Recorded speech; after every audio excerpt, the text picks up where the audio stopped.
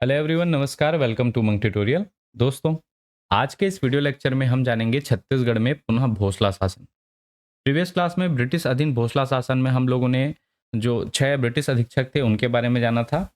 और आज की क्लास बेसिकली हमारे जिलेदारों के बारे में रहेगी और हमारा मुख्य बिंदु रहेंगे रघुजीत भोसला तृतीय। छत्तीसगढ़ में पुनः भोसला शासन की जो शुरुआत हुई थी वो 1830 से हुई थी और ये चला था हमारे रघुजीत तृतीय की मृत्यु तक, अर्थात 1854 तक। तो इस प्रकार से आज की ये जो क्लास रहेगी बेसिकली इसमें हम लोग समझेंगे इस काल में कौन कौन सी प्रमुख घटनाएं हुई थी, कौन कौन से विद्रोह हुए थे उनके बारे में समझेंगे और रघुजीत तृतीय के कार्यकाल को समझने का प्रयास करेंगे। तो चलिए सेशन की शुरुआत करते हैं।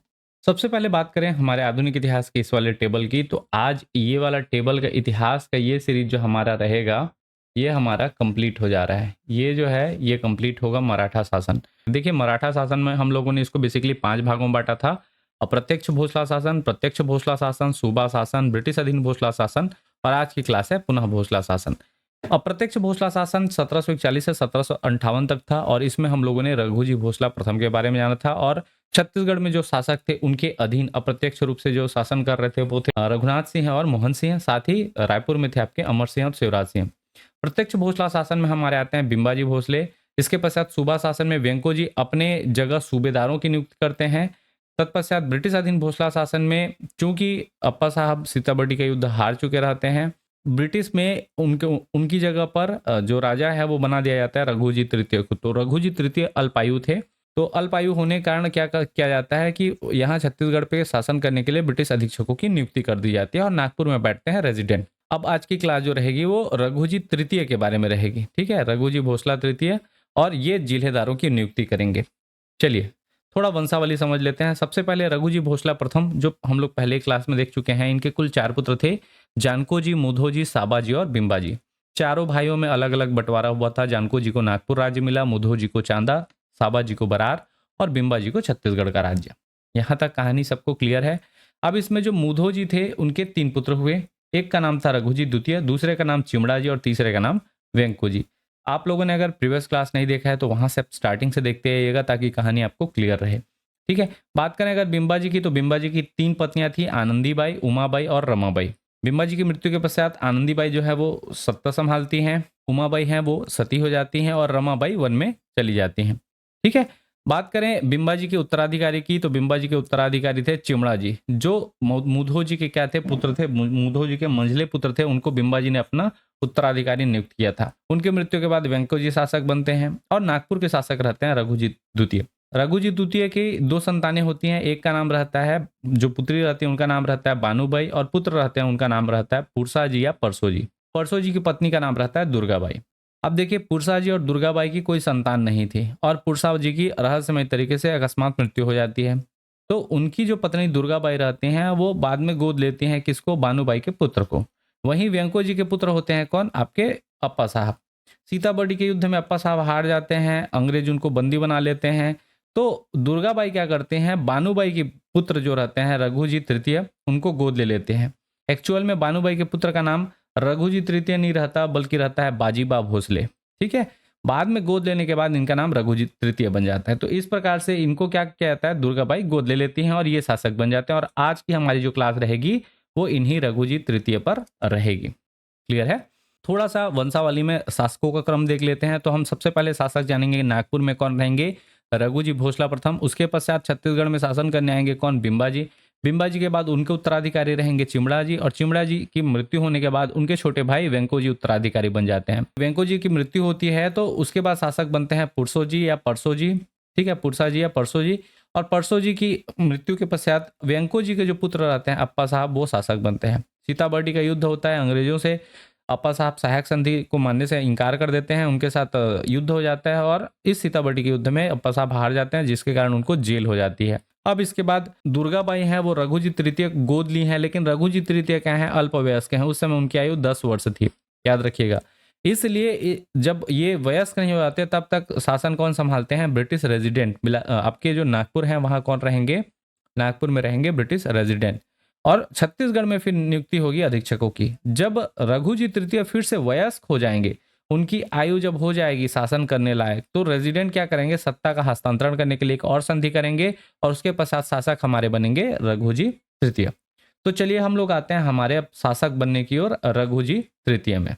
रघुजी तृतीय का शासनकाल जो था वो 1830 से लेके 1854 तक था, और इस शासनकाल को कहा जाता है, याद रखिएगा, पुनः भोसला शासन। ब्रिटिश अधीन भोसला शासन के बाद ये आया था, इसलिए इसको क्या कहा जाता है, पुनः भोसला शासन, फिर से भोसला शासन। अब रघुजी तृतीय के बारे में कुछ फैक्ट मैं आपको बता दूं, तो सबसे पहला फैक्ट, इनकी जो माता थी उनका नाम था बानुबाई, जो रघुजी द्वितीय की पुत्री थी, और इनके मामा थे परसोजी या पुरसाजी। क्लियर है। बात करें इनके बचपन का नाम, तो इनके बचपन का नाम था बाजीबा भोसले। ये एग्जाम में पूछा नहीं है, लेकिन कभी पूछ दे तो आपको याद रखना है, रघुजी तृतीय का बचपन का नाम क्या था, तो उनके बचपन का नाम था बाजीबा भोसले। जब अप्पा साहब को गिरफ्तार कर लिया जाता है सीताबर्डी के युद्ध के बाद, तो रेजिडेंट रिचर्ड जेनकिंस, जो रेजिडेंट जेनकिंस थे, उन्होंने भोसलों की गद्दी के उत्तराधिकारी चुनने का प्रस्ताव परसोजी की जो पत्नी थी दुर्गाबाई, उनके सामने रखा कि आपका उत्तराधिकारी कौन होगा, आपका तो कोई संतान नहीं है। तो दुर्गाबाई ने अपने भांजे अर्थात जो बानुबाई के पुत्र हैं बाजीबा, उनको उत्तराधिकारी के रूप में चयन किया। उस समय उनकी आयु कितनी वर्ष थी, केवल 10 वर्ष। और 26 जून 1818 को गोद लेने की जो रस्म है वो अदा की गई, और बाजीबा का नाम बदलकर रघुजी तृतीय कर दिया गया। तो ये डेट याद रखिएगा, 26 जून 1818। और 1818 से 1830 तक जो चलता है वो कौन सा चलता है, ब्रिटिश अधीन भोसला शासन। तो ये जो 12 वर्षों का शासनकाल था, इस समय ये कितने वर्ष के थे, 10 वर्ष के, और यहाँ 12 वर्ष और जोड़ दीजिए, अब एज हो जाएगा 22 वर्ष। तो जब रघुजी तृतीय 22 वर्ष के होते हैं, अर्थात 1830 में जब रघुजी तृतीय 22 वर्ष के होंगे, तब उनको शासन मिलेगा। क्लियर है। इसके बाद की आगे की घटना देख लेते हैं। अब हमारे जो रघुजी तृतीय हैं वो उत्तराधिकारी बन चुके हैं भोसलों के। ठीक है। तो अंग्रेज और रघुजी तृतीय के बीच 13 दिसंबर 1826 को हुई संधि के अनुसार केवल नागपुर जिले के क्षेत्र ये बतौर प्रयोग के लिए रघुजी तृतीय को शासन के लिए सौंपा गया था। 1826 में ये सौंप दिया गया था, जब उनकी आयु कितनी हो गई थी, तो 18 वर्ष हो गई थी। ठीक है। 18 वर्ष की आयु जब हुई, वयस्क हुए, तब उनको नागपुर ही सिर्फ सौंपा गया था। आपको याद हो गया, प्रीवियस क्लास में हम लोगों ने 5 सूबा या जिलों के बारे में जाना था, जो ब्रिटिश अधीन भोसला शासन थे उनको बांटे थे। उन जिलों में सिर्फ नागपुर का जो जिला था वो बतौर प्रयोग के लिए रघुजी तृतीय को शासन के लिए सौंपा गया था। ठीक है। जबकि इसके 3 साल बाद 27 दिसंबर 1829 को फिर से एक संधि हुई, और उसके अनुसार उनके राज्य का शेष भाग भी भोसला शासक के सुपुर्द किया जाना था। मतलब अब कंप्लीट मिलता आपके रघुजी तृतीय को कौन सा, पूरा जितना भी भोसला क्षेत्र था। 1826 में सिर्फ मिला था कौन सा, नागपुर जिला। अब बाकी के जो 4 जिले बचे हुए थे वो 1829 को संधि हुई, उसके हिसाब से मिलना था। अब 1829 की जो संधि थी उसको 15 जनवरी 1830 को गवर्नर जनरल की स्वीकृति प्राप्त हुई। ये दिसंबर में संधि हुआ है। ठीक है। लगभग आप मान सकते हैं 18 से 20 दिन लगे, उसके बाद गवर्नर जनरल का क्या मिल गया, स्वीकृति प्राप्त हो गया। ये जो डेट है वो याद रखिएगा, 15 जनवरी 1830। यहीं से ऑफिशियली आप मान सकते हैं कि क्या हमारा जो सत्ता हस्तांतरण की प्रक्रिया प्रारंभ होगी। ठीक है। इससे पहले सिर्फ ये एक्सपेरिमेंट चल रहा था, बतौर प्रयोग चल रहा था। अब ये प्रयोग सफल हो गया, तो 29 में एक और संधि किए, और 15 जनवरी 1830 को गवर्नर जनरल की स्वीकृति प्राप्त हो गई। इस संधि ने भोसला शासक रघुजी तृतीय को शासन के क्षेत्र में रेसिडेंट के प्रभाव से मुक्त कर दिया। अब जो जितना भी शासन का डिसीजन है वो भोसला शासक लेंगे, लेकिन ध्यान रखिएगा, पहले ही सहायक संधि हो चुकी है, और अंग्रेज संधि करते हैं तो अपना पक्ष वो हमेशा रखेंगे। जो भी संधि हुआ है दोनों बार के। ठीक है। तो इसमें आप ये बोल सकते हैं कि रघुजी तृतीय जो है वो पूर्ण रूप से स्वतंत्र नहीं थे। कुछ चीजों पर रेसिडेंट के निर्णय के लिए क्या थे, वो आश्रित हुआ करते थे। रेसिडेंट का निर्णय उनको मानना पड़ता था।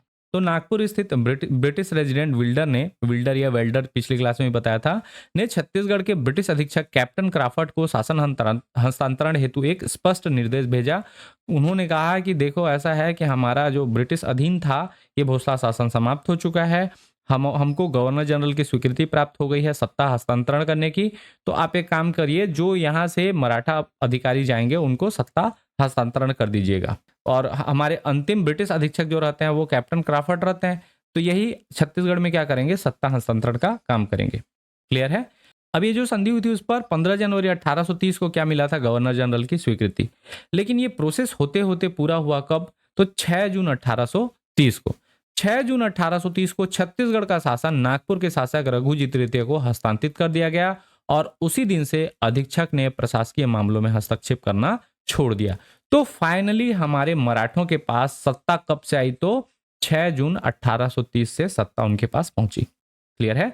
नागपुर के शासक रघुजी तृतीय से यह निवेदन किया गया कि वे छत्तीसगढ़ के शासन संचालन के लिए एक अधिकारी नियुक्त करें। चूंकि रघुजी तृतीय के जो पिता थे वो इस कार्य में नहीं थे, ना उनके मामा समाप्त हो चुके थे, तो उनको राजकाज का ज्ञान देने वाला कोई नहीं था। रघु जी अकेले इन 5 जिलों को संभाल नहीं पाते, इसलिए शासन संचालन के लिए हर जिलों या सूबा में पहले सूबेदारों की होती थी। अब उन्होंने कहा कि हम जिल्हेदार की नियुक्ति करेंगे। तो रघु जी के नाम से शासन करने वाला मराठा अधिकारी जिल्हेदार कहलाया। ठीक है, क्योंकि उस समय यह सूबा या जिला कहलाता था। मराठी में जिला को जिला कहा जाता था। तो ये जो 5 जिले थे, उन 5 जिलों में जिल्हेदार नियुक्त कराए गए। और छत्तीसगढ़ का प्रथम जिल्हेदार किसको बनाया गया? तो कृष्णाराव अप्पा। कृष्णाराव अप्पा जी को छत्तीसगढ़ का प्रथम जिलेदार बनाया गया, जो रघुजी तृतीय के नाम से शासन करने वाले मराठा अधिकारी थे। इन्होंने छत्तीसगढ़ के अंतिम ब्रिटिश अधीक्षक जो कैप्टन क्राफर्ड हैं उनसे शासनभार संभाला और अंग्रेजों द्वारा छत्तीसगढ़ की राजधानी के रूप में स्थापित रायपुर जो है वो भी वही क्या रहा? जिलेदार का मुख्यालय। अब जिलेदार का मुख्यालय फिर से रतनपुर नहीं हुआ, इन्होंने भी क्या किया? रायपुर को ही मुख्यालय के रूप में कैरी किया, क्योंकि रायपुर रतनपुर की तुलना में पहले से ही वृहद शहर हुआ करता था, बड़ा नगर हुआ करता था और वहां सुख सुविधाएं ज्यादा हुआ करती थी, तो सबको वो ज्यादा पसंद आता था। क्लियर है? रघु जी के बारे में एक दो फैक्ट और, कि रघु जी ने 2 ताहूतदारियों का निर्माण कराया था। ठीक है, और ये एग्जाम में पूछा जाता है। रघु जी तृतीय ने क्या कराया था? 2 ताहूतदारी का निर्माण कराया था। आपको याद होगा ताहूतदारी वाला कॉन्सेप्ट किसका था? कैप्टन सैंडिस का था, जिन्होंने लोरमी और तरेंगा की ताहूतदारियां बनाई थी। इनके शासन काल में 2 ताहूतदारियां बनी। कौन कौन सी? तो एक है सिरपुर और दूसरा है लवन। सिरपुर ताहूतदारी इन्होंने बनाया 1843 में और लवन की ताहूतदारी उससे 5 साल बाद 1848 में। क्लियर है? थोड़ा सा अगर मैं बता दूं ताहूतदारी व्यवस्था के बारे में, तो इसको हम लोगों ने इस वाले स्लाइड में जाना था कैप्टन सैंडिस के, जिसमें मैंने आपको बताया था लोरमी की और तरेंगा, ये 2 ताहूत का निर्माण कैप्टन सैंडिस ने कराया था। ठीक है, और ये कब कब हुआ था? तो लोरमी ताहूतदारी बनी थी 1826 में और तरेंगा बनी थी 1828 में। 2 साल के अंदर में लोरमी और तरेंगा। ठीक है, इसको लोटस करके याद रख सकते हैं आप लोग, लोटस। अब इसको लोटस कैसे? लो से लोरमी, ट से तरेंगा, एस से सैंडिस, लोटस कर लीजिएगा। लोरमी, तरेंगा, सैंडिस, लोटस या लोटस जैसा भी है। ठीक है, तो ये याद हो जाएगा। और दूसरा है रघुजी तृतीय। रघुजी तृतीय ने 2 ताहूतदारी बनाई है, सिरपुर और लवन। अब देखिए रघु, रघु से तात्पर्य क्या होता है? राम होता है। भगवान राम को हम लोग रघुनाथ बोलते हैं। ठीक है, तो भगवान राम कहाँ गए थे? वन गए थे। किसके साथ गए थे? लक्ष्मण के साथ गए थे। लक्ष्मण के साथ वन गए तो लवन। ठीक, और माता सीता थी तो सी से सीता और सी से सिरपुर, ऐसा याद रख सकते हैं। तो रघुजी तृतीय ने क्या किया था? रघुजी तृतीय ने सिरपुर और लवन 2 ताहूतदारियों का निर्माण किया था। सी से सीता और लवन से लक्ष्मण वन। इस प्रकार से आप इसको डिकोड कर सकते हैं, बाकी आपके ऊपर है। अगर याद हो जाता है ऐसी आसानी से तो कोई इशू नहीं है। इसके अलावा याद रखिएगा हमारे पास और ताहूतदारियां बनी थी। लोरमी और तरेंगा बनाया था किसने? तो याद रखिएगा कैप्टन सैंडिस ने 1826 1828। इसके पश्चात जो रघुजी तृतीय हैं उन्होंने बनाया है सिरपुर और लवन। इसके अलावा 3 ताहूतदारियां और बनेंगी, संजारी, खल्लारी और सिहावा। कुल मिलाकर छत्तीसगढ़ में मराठा शासन और ब्रिटिश शासन मिलाकर 7 ताहूतदारियों का निर्माण किया गया था। ताहूत क्या होता है मैं प्रीवियस क्लास में बता चुका हूं, फिर से एक बार बता दे रहा हूं। ऐसी बंजर भूमि जिसको किसानों को या जमींदारों को या गौटिया को, पटेल को, ऐसे लोगों को दिया जाता था जो क्या करते थे? उस अनुपजाऊ भूमि को उपजाऊ बनाते थे, ताकि वहां से भी क्या मिल सके? टैक्स मिल सके, वहां से कर मिल सके। ठीक है, भू राजस्व ज्यादा से ज्यादा एकत्रित हो, इसलिए बंजर भूमि को दिया जाता था और उस बंजर भूमि को कहा जाता था ताहूत। ठीक है, उस क्षेत्र को ताहूत कहा जाता था। तो इस प्रकार से छत्तीसगढ़ में कुल 7 ताहूतों का निर्माण होगा। सबसे पहले बनेगा लोरमी, दूसरे नंबर पे बनेगा तरेंगा, तीसरा सिरपुर, चौथा लवन, उसके बाद संजारी, खल्लारी और सिहावा। इसको कौन बनाते हैं? तो इसको बनाते हैं चार्ल्स सी इलियट। इसको कौन बनाते हैं? चार्ल्स सी इलियट। ठीक है, उस समय भी बताऊंगा मैं। छत्तीसगढ़ के पहले डिप्टी कमिश्नर थे चार्ल्स इलियट, उन्होंने बनाया था संजारी, खल्लारी और सिहावा। इसके अलावा जो रघुजी तृतीय हैं इनके शासनकाल में कुछ विद्रोह भी हुए थे, जिसमें से प्रमुख है धमधा विद्रोह, बरगढ़ विद्रोह, तारापुर विद्रोह और मेरिया विद्रोह। कौन कौन सा? धमधा विद्रोह हुआ था, वो धमधा के गोंड राजा का विद्रोह था, 1830 में हुआ था। बरगढ़ का विद्रोह हुआ था 1833 में। तारापुर विद्रोह 1842 से स्टार्ट हुआ और 1854 तक चला, रघुजी तृतीय के मृत्यु होते तक। और मेरिया विद्रोह जो है इनके मृत्यु के बाद भी चल रहा था 1842 से लेकर 1863 तक। आशा है कि ये सारी चीजें आपको रघुजी तृतीय के बारे में समझ आ गई होंगी। अब जानते हैं छत्तीसगढ़ में पुनः भोसला शासन की नींव कैसे पड़ी, क्या क्या हुआ था, इसका पृष्ठभूमि सारा चीज। तो छत्तीसगढ़ में पुनः भोसला शासन कब से कब तक रहेगा? जब तक रघुजी तृतीय का शासनकाल रहेगा, अर्थात 1830 से लेकर 1854। अब समझते हैं इसकी पृष्ठभूमि क्या थी। देखिए, रघुजी तृतीय के वयस्क होने तक छत्तीसगढ़ एवं अन्य भोसला क्षेत्रों में ब्रिटिश एजेंट शासन कर रहे थे, जिसको हम लोग ब्रिटिश अधीक्षक बोलते थे। और नागपुर में बैठते थे कौन? रेजिडेंट। ठीक है। 27 दिसंबर 1829 की संधि के अनुसार छत्तीसगढ़ का शासन भोसलों को पुनः सौंप दिया गया और 6 जून 1830 में यह व्यवस्था मूर्त रूप से लागू हुई। ये डेट मैं आपको बता चुका हूं। जनवरी में आपका 15 जनवरी 1830 को क्या हुआ था? आपके वायसराय का सिग्नेचर हुआ था। ठीक है। 6 जून 1830 को ब्रिटिश अधीक्षक क्राफर्ड ने रघुजी तृतीय द्वारा अधिकृत अधिकारी, जो छत्तीसगढ़ के प्रथम जिलेदार थे कृष्णाराव अप्पा, उनको छत्तीसगढ़ का प्रशासन सौंप दिया। इस प्रकार से छत्तीसगढ़ में पुनः भोसला शासन आ गया, क्योंकि यहाँ पे जो हेड हुआ करते थे वही चेंज हो रहे थे। जैसे जो सूबेदार था वो हेड हुआ करता था छत्तीसगढ़ सूबा का, उस सूबेदार के पद को समाप्त करके वहां पे अधीक्षक का पद लाया गया। बाकी प्रशासन सेम था। बाकी गांव के जो प्रमुख हैं गोटिया ही हुआ करते थे, पटेल थे तो वो पटेल ही हैं, अमीन है तो अमीन है। किसी का पद में कोई परिवर्तन नहीं किया गया, सिर्फ शीर्ष के जो अधिकारी थे वही बदले गए थे। सूबेदार की जगह जब ब्रिटिश अधीन मराठा शासन आएगा तो सूबेदार की जगह अधीक्षक आ जाएंगे, और पुनः भोसला शासन या पुनः मराठा शासन आएगा तो ब्रिटिश अधीक्षक की जगह कौन आ जाएगा? ब्रिटिश अधीक्षक की जगह आ जाएंगे आपके जिलेदार। और छत्तीसगढ़ के प्रथम जिलेदार कौन बने? कृष्णाराव अप्पा। अब जानते हैं छत्तीसगढ़ में जिलेदार व्यवस्था। सेम चीज रहेगा 1830 से लेके 1854। अब देखिए, जिलेदार व्यवस्था लागू करने का कारण क्या था? तो रघुजी तृतीय को प्रशासन का अनुभव नहीं था। ठीक है, उनको प्रशासनिक अनुभव न होने के कारण उन्होंने नागपुर में रहकर शासन संचालन करने का निर्णय लिया। इसलिए छत्तीसगढ़ का प्रशासन उनके प्रतिनिधि अर्थात जिलेदारों के हाथों में सौंपा गया। अब ये जो जिलेदार थे ये भी सूबेदार की तरह ही नियुक्त होते थे। ठीक है, उनके अधिकारी थे, लेकिन वो साथ ही क्या होते थे, यहाँ से उनको एक मोटा अमाउंट क्या करना पड़ता था? भेजना पड़ता था, टैक्स कलेक्ट करके। ठीक। 1830 से 1854 ईस्वी तक छत्तीसगढ़ भूभाग का प्रशासन भोसले शासक द्वारा नियुक्त जिलेदार द्वारा संचालित किया गया। इस व्यवस्था को जिलेदार व्यवस्था कहा जाता है या कहा गया है। जिलेदार के प्रशासन क्षेत्र को जिला कहा गया और जिलेदार का मुख्यालय कहाँ था? रायपुर था। रघुजी तृतीय स्वतंत्र रूप से नागपुर व अधीनस्थ भागों का शासक थे, तथापि वह पूर्ण रूप से स्वतंत्र शासक नहीं थे। ये ध्यान रखिएगा, पूर्ण रूप से स्वतंत्र थे क्या? तो पूर्ण रूप से स्वतंत्र नहीं थे। स्वतंत्र नहीं रहने का रीजन क्या है?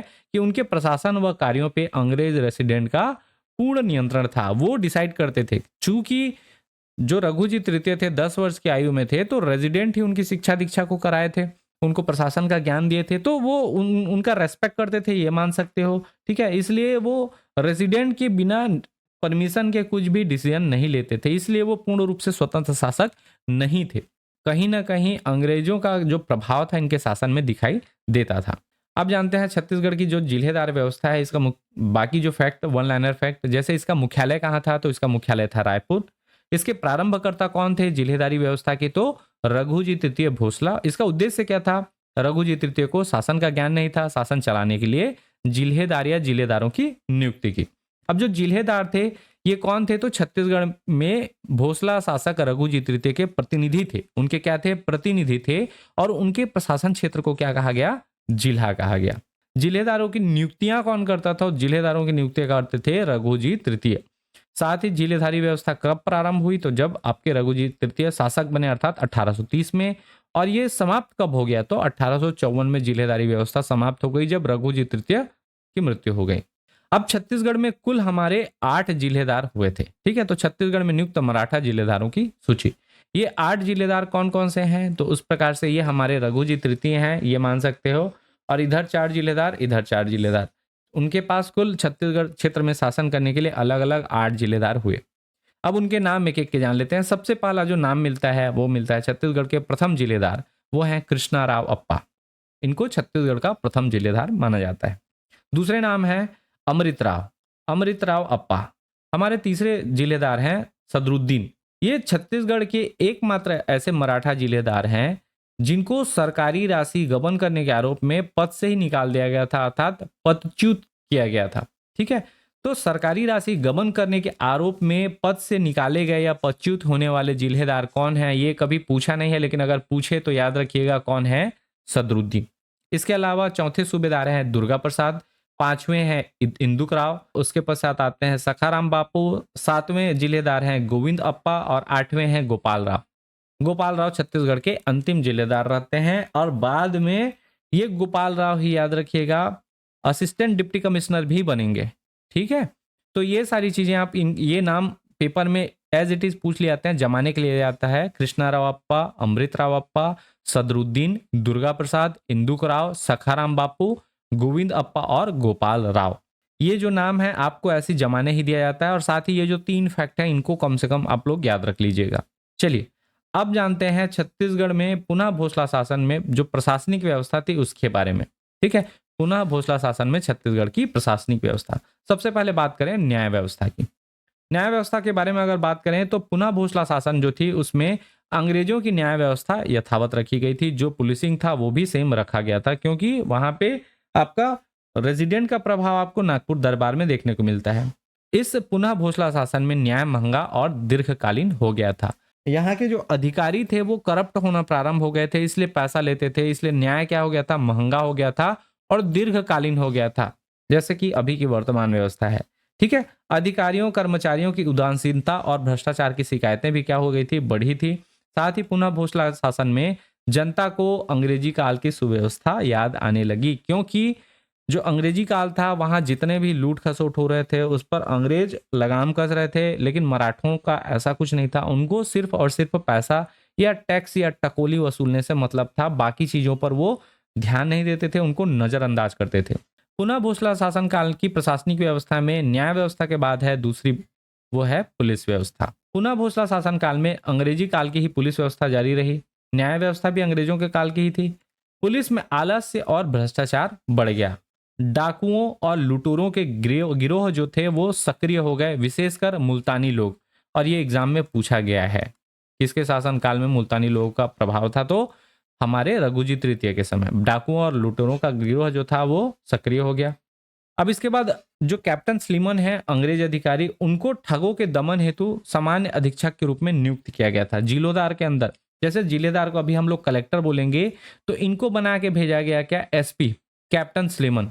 इनको ठगों के दमन हेतु सामान्य अधीक्षक नियुक्त किया गया था, जिन्होंने सफलतापूर्वक ठगों का दमन भी किया। कौन से क्षेत्र में, छत्तीसगढ़ के क्षेत्र में। और ये जो ठग थे वो मुल्तानी लोग थे। इन मुल्तानी ठगों के नेता थे सलावत, प्यारे जमादार और उद्हुस्न। इसके अलावा कुछ अन्य नेता जैसे कि हीरा नायक, उमर खां और दिलावर खां। शुरुआत में रघु जी ने प्रत्यक्ष रूप से सहयोग नहीं दे पाए थे इस चीज के लिए, परंतु बाद में अंग्रेजों को उनसे सहयोग प्राप्त हुआ और इसके कारण ही ये जो ठग थे उनको गिरफ्तार भी किया गया। साथ ही जो ये हीरा नायक थे, ये हीरा नायक को, जो अन्य नेता थे हीरा नायक, इन हीरा नायक को सहसपुर के जमींदार ने पकड़कर अंग्रेजों के हवाले किया था। और धीरे धीरे जो मुल्तानी लोग या इन डाकुओं लुटेरों का जो गिरोह था उनका दमन सफलतापूर्वक किया गया। किसके द्वारा, कैप्टन स्लीमन के द्वारा। तो कैप्टन स्लीमन पूछे गए हैं, वो ध्यान रखिएगा। अब जानते हैं पुलिस व्यवस्था के बाद राजस्व व्यवस्था। राजस्व व्यवस्था में याद रखिएगा पुनः भोसला शासन काल में कुछ परगनों में कर दरों में परिवर्तन किया गया, शेष में अंग्रेजी व्यवस्था बनी रही। ठीक है, जितना टैक्स था इसमें कुछ में ही क्या किया गया था, परिवर्तन किया गया था, बाकी जो था वो एज इट इज था जैसे ब्रिटिश अधीक्षक लगा कर गए थे। राजस्व की वसूली में जो थी वो अनियमितता यहाँ पे बढ़ रही थी, मतलब प्रॉपर यहाँ से टैक्स जो है वो कलेक्ट नहीं हो पा रहा था। और साथ ही यहाँ के जो अधिकारी थे जैसे कि आपके अमीन हैं, पटवारी हैं, जो राजस्व अधिकारी थे, उन अधिकारियों में आलस्य के कारण 1830 ईस्वी में जो जब शुरू बने थे जिलेदार, ठीक है, तो लगभग 31,755 रुपए की राजस्व की कमी दर्ज हुई। अब ये आंकड़ा याद रखिएगा, अभी बात हो रही है 1830 की, अभी की बात नहीं है ना। 31,000 अभी के डेट में आपको शायद छोटा अमाउंट लगे, लेकिन 1830 के समय में 31,755 बहुत बड़ी राशि होती थी जो राजस्व में कमी दर्ज करती है। यह दिखलाता है कि अधिकारी बहुत आलसी थे, जिसके कारण वो सही से टकोली या टैक्स कलेक्ट नहीं कर पा रहे थे। और याद रखिएगा जो रघुजी तृतीय थे, इनके समय में नागपुरी सिक्के जो थे वो चलन में थे और कुल 8 प्रकार के अलग अलग सिक्के चलते थे। अर्थात सिक्कों में भी क्या थी, एकरूपता नहीं थी, जिसके कारण जो रेजिडेंट थे उन्होंने इनको सलाह भी दिया था कि सिक्का एक ही चलाओ, अपने नाम का जो भी सिक्का चलाना है। तो नागपुरी सिक्का चलाते थे रघुजी तृतीय और साथ ही वो सिक्कों में एकरूपता नहीं थी, अलग अलग कुल 8 प्रकार के सिक्के इनके शासनकाल में प्रचलित थे। अब जानते हैं पुनः भोसला शासन में घटी कुछ प्रमुख घटनाएं जिनसे क्वेश्चन पूछे जाते हैं या पूछे जा सकते हैं। सबसे पहला, सामाजिक सुधार। पुनः भोसला शासन काल के समय एक सामाजिक सुधार होता है जिसको कहा जाता है सती प्रथा का अंत। याद रखिएगा, राजा राममोहन राय के सहयोग से विलियम बेंटिक के शासनकाल में 4 सितंबर 1829 को बंगाल बिहार प्रांत में सती प्रथा पर प्रतिबंध लगा दिया गया। इस पर स्टोरी भी आपको पता होगी कि राजा राममोहन राय के जो बड़े भाई थे उनके मृत्यु हो गई तो उनकी सगी भाभी को सती किया गया था, उससे वे बहुत आहत हुए थे और इस पर उन्होंने फिर स्वतः संज्ञान लेते हुए इसके लिए लॉर्ड विलियम बेंटिक से बात किया और उसके बाद धीरे धीरे करके भारत में सती प्रथा, उस समय बंगाल बिहार प्रांत में खासकर ये सती प्रथा पर प्रतिबंध लगा दिया गया था। और तत्कालीन समय में छत्तीसगढ़ में भी क्या थी, सती प्रथा प्रचलित थी। अंग्रेज इस प्रथा को क्रूर और अमानवीय मानते थे, इसलिए ब्रिटिश रेजिडेंट ने नागपुर के शासक रघुजी तृतीय से यह आग्रह किया कि इस प्रथा के उन्मूलन हेतु आवश्यक कार्यवाही करें। रघुजी ने इस प्रथा के उन्मूलन हेतु राज्य में 1831 ईस्वी में एक आदेश पारित कर सती प्रथा पर रोक लगाई गई। जो रघुजी तृतीय थे उनके आदेश से कि हमारे राज्य में ऐसा ऐसा होता है तो उनकी पत्नी को जिंदा जीवित नहीं जलाना है बोल के एक आदेश पारित किया। अब राजा का आदेश है तो पूरा हर जगह रोक लग गया, कोई नहीं जलाता था। ये चीजें क्लियर है। पहला आपका हो गया रघुजी तृतीय के शासनकाल में सामाजिक सुधार। दूसरा देखते हैं वो है धार्मिक सुधार। धार्मिक सुधार से तात्पर्य है नरबलि प्रथा का अंत। बस्तर और करौद में चल रही नरबलि प्रथा पर रोक लगाने हेतु अंग्रेजों ने सेना भेजी, जिसे ब्रिटिश प्रतिनिधि कर्नल कैम्पबेल के माध्यम से समाप्त किया गया। ये जो सेना थी वो कौन अगुवाई कर रहे थे, ब्रिटिश प्रतिनिधि कर्नल कैंपबेल। जॉन कैंपबेल के नेतृत्व में सेना ने अभियान चलाया जिसमें मुख्यतः संजारी, खल्लारी, सिहावा, बस्तर, करौद इन क्षेत्रों में जांच किया गया। फलतः धार्मिक सुधार है ये स्थानीय शासन के सहयोग की कमी के कारण सफलता इसकी जो थी वो सीमित रही, ढंग से इंप्लीमेंट नहीं हो पाया क्योंकि स्थानीय शासन इसमें सहयोग नहीं कर रहा था। इसके अलावा इनके शासनकाल में कुछ विद्रोह भी हुए जिसमें से 2 प्रमुख विद्रोह हम लोग ऑलरेडी पहले पढ़ चुके हैं, जैसे कि जनजातीय विद्रोह में वो पढ़े हम लोग, और वो दोनों विद्रोह कौन से हैं तो तारापुर विद्रोह और मेरिया विद्रोह।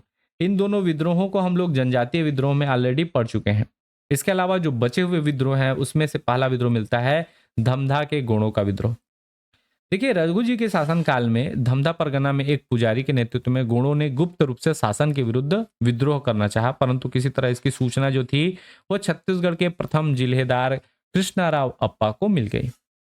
अब हो क्या रहा था, मराठे तो सत्ता में आ गए थे लेकिन वो अंग्रेजों का साथ नहीं छोड़े थे, स्वतंत्र रूप से वो मराठे नहीं थे शासक, अंग्रेजों का उन पे हाथ था।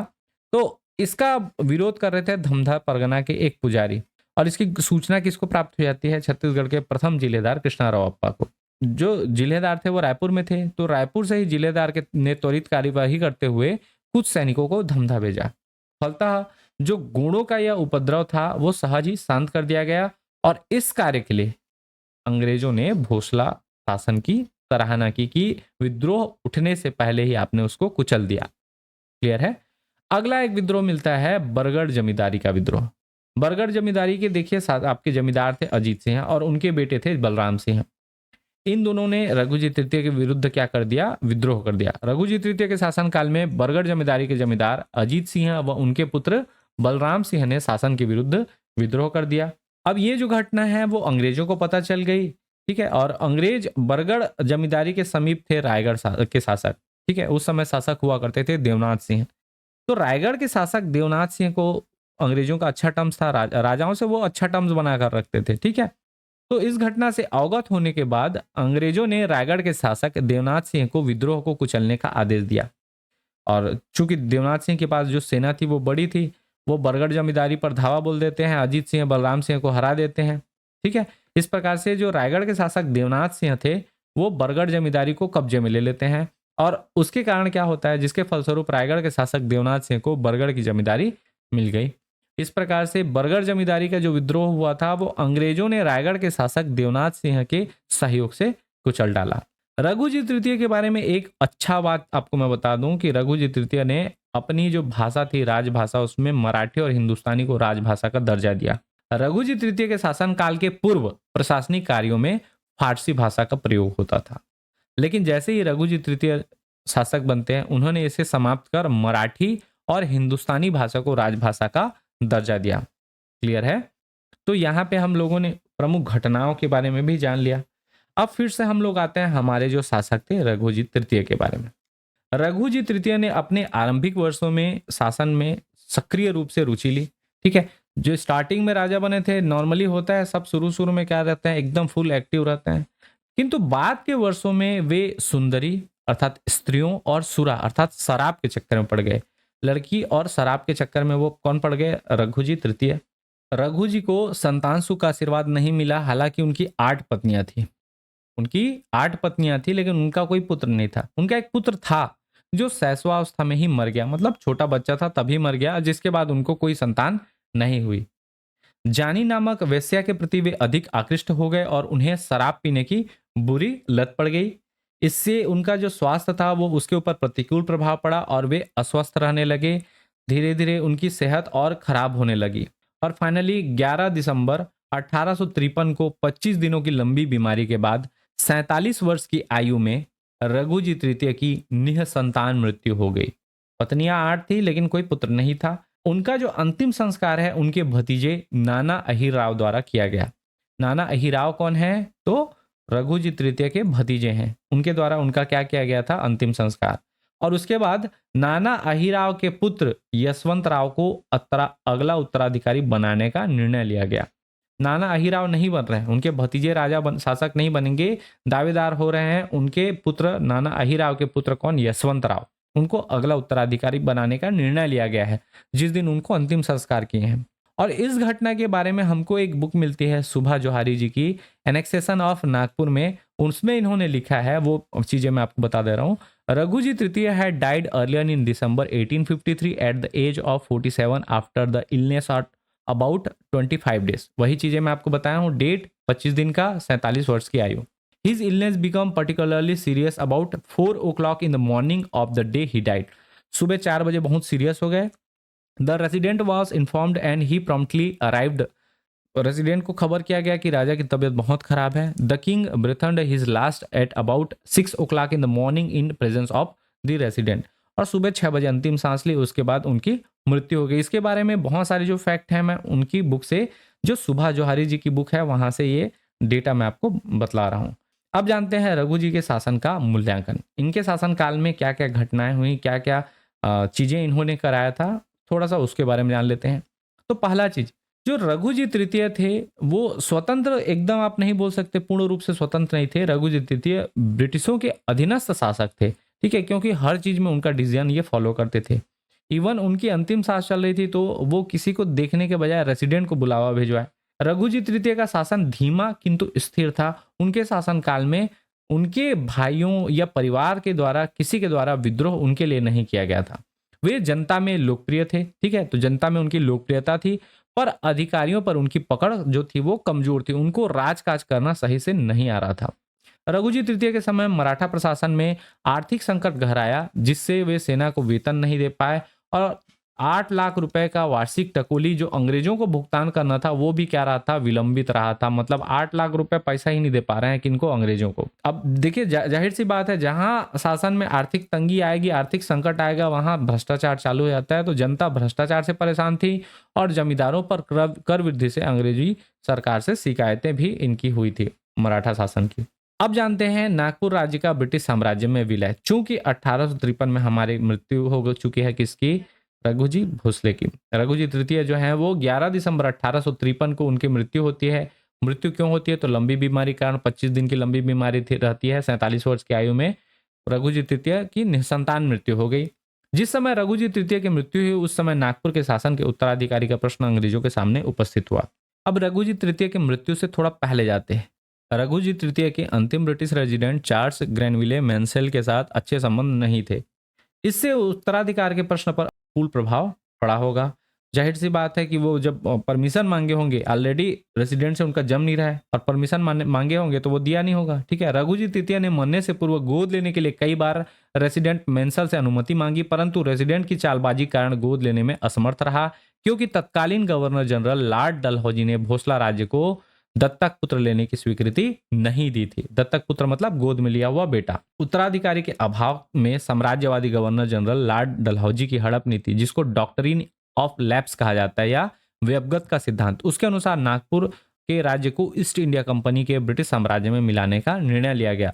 सीधा सीधा डॉक्ट्रिन ऑफ लैप्स या हड़प नीति क्या कहता है या व्यवगत का सिद्धांत क्या कहता है कि अगर कोई शासक जिन्होंने अंग्रेजों के साथ सहायक संधि की हुई है और उनकी कोई खुद की संतान नहीं है, तो वे दूसरे को दत्तक पुत्र के रूप में नहीं ले सकते। उनका जो भी प्रॉपर्टी रहेगा, जो भी शासन रहेगा, वो ईस्ट इंडिया कंपनी या फिर ब्रिटिश साम्राज्य में विलय कर दिया जाएगा। इसी को विलय नीति, हड़प नीति, व्यवगत का सिद्धांत या फिर डॉक्ट्रिन ऑफ लैप्स कहा जाता है। 28 जनवरी 1854 को गवर्नर जनरल लॉर्ड डलहौजी ने यह घोषणा की कि नागपुर के तख्त का कोई हकदार न होने के कारण नागपुर का सारा राज्य अंग्रेजी कंपनी के कब्जे में आ गया है। आपको बता दूं, उनकी जो मृत्यु हुई थी, उनके अंतिम संस्कार में उनके भतीजे नाना अहिराव ने उनका अंतिम संस्कार किया था और उनके पुत्र यशवंत राव को अगला उत्तराधिकारी बनाने का निर्णय भी लिया गया था, लेकिन ये उनको नहीं राजा बनाते, सीधा सीधा इसको अंग्रेजी कंपनी या फिर ब्रिटिश कंपनी में ये कब्जे में ले लेते हैं और ये सीधा सीधा ये क्या कर लिए, घोषणा। इस प्रकार से 13 मार्च 1854 को नागपुर राज्य को अंग्रेजी साम्राज्य में विलय करने की विधिवत घोषणा की गई। 1854 में क्या हुआ था? 1854 में आपके दो घटनाएं हुई। 28 जनवरी को लॉर्ड डलहौजी ने क्या किया था, अनाउंसमेंट किया था, और फाइनली 13 मार्च 1854 को क्या किया, विधिवत घोषणा की गई। नागपुर राज्य को अंग्रेजी साम्राज्य में विलय कर दिए जाने से उसका अधीनस्थ भाग जो छत्तीसगढ़ था वो भी ब्रिटिश साम्राज्य में क्या हो गया, शामिल हो गया। अब इसके बाद जानते हैं ब्रिटिश साम्राज्य की स्थापना या ब्रिटिश शासन की स्थापना।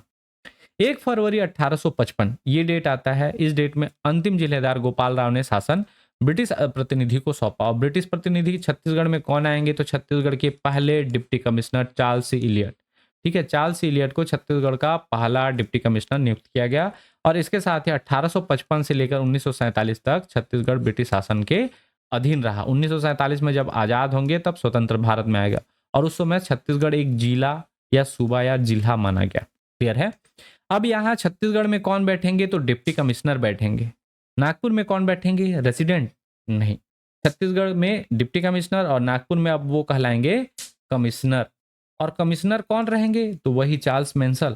ठीक है, कमिश्नर चार्ल्स मेंसल बनेंगे और डिप्टी कमिश्नर छत्तीसगढ़ में कौन बनेंगे, चार्ल्स इलियट। जो 5 सूबा या जिले थे वहां 5 सूबा में डिप्टी कमिश्नर बैठाया गया और इन डिप्टी कमिश्नर के सहयोग के लिए 2 असिस्टेंट डिप्टी कमिश्नर की नियुक्ति होगी। एक असिस्टेंट डिप्टी कमिश्नर रायपुर में रहेंगे और दूसरे रहेंगे रतनपुर में। छत्तीसगढ़ की बात कर रहा हूं मैं। ठीक है, तो ये जो घटना चलेगी ये ब्रिटिश शासन में हम लोग इस सब चीज के बारे में समझेंगे। अब हमारे यहाँ कौन आ चुके हैं, ब्रिटिश कमिश्नर, आपके ब्रिटिश डिप्टी कमिश्नर आ गए हैं, चार्ल्स सी इलियट। क्लियर है? इसके आगे की घटना हम लोग ब्रिटिश, अब कंप्लीट कौन सा आ जाएगा, तो ब्रिटिश शासन आ जाएगा। इसमें हमारे अब मराठे नहीं रहेंगे। कुल मिलाकर ब्रिटिश शासन 1854 से स्टार्ट हो जाएगा। ये हमारा उमंग ट्यूटोरियल का ऐप है जिसे आप प्ले स्टोर में डाउनलोड कर सकते हैं, जिसमें आपको paid e books, free classes, syllabus और बाकी अन्य चीज़ें आपको स्टडी मटेरियल प्रोवाइड की जाती हैं। ये हमारे कुछ सोशल साइट्स हैं जिसमें आप हमें फॉलो कर सकते हैं। आशा है कि आज का सेशन आपको समझ आया होगा। अगर वीडियो पसंद आता है तो प्लीज़ वीडियो को लाइक करें, चैनल पर आप नए हैं तो चैनल सब्सक्राइब करें। मिलते हैं बहुत जल्द अगली वीडियो में, तब तक के लिए जय हिंद, जय भारत, वंदे मातरम।